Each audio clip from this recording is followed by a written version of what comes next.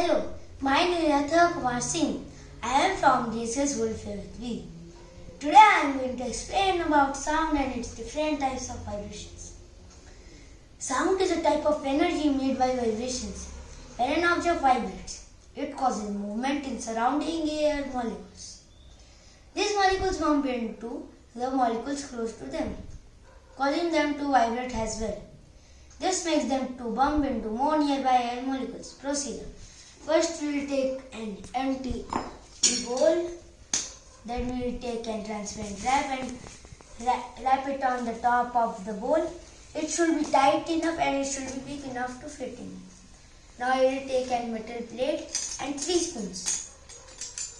First we will put some rice. Let's take the plastic spoon. As you can see that it is doing some vibrations. Now I will take the metal spoon and let's see if it bangs more than the plastic. As you can see that it is bumping more than the plastic, it is vibrating more. Let's take the wooden spoon.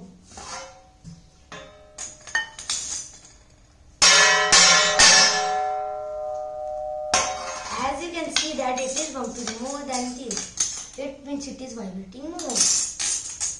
Now let's put it back. Now let's take some sugar. Now we'll take the plastic spoon and do the same process. As you can see that it is doing some vibrations.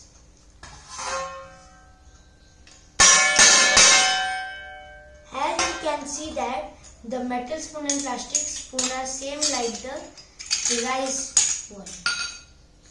Now let's take the wooden spoon.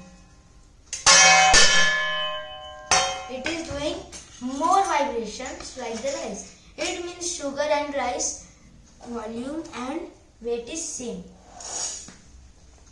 Now let's take some mustard seeds and put it on the transparent wrap. Let's take the metal plate and bend it. As you can see that it is jumping more. You may be thinking why? Because these are lightweight things and it has less volume and it is also jumping more and these are also round. As you can see that it is going at the sides also. Let's take the metal spoon. I think it will jump more than the plastic. As you can see that it is jumping more than the plastic one. And now let's take the wooden spoon and bend it. As you can see that this is jumping more than the rice and the sugar also. So you may be thinking why? So because these are lightweight, light volume and they are round. So this is how my sound experiment works. Thank you.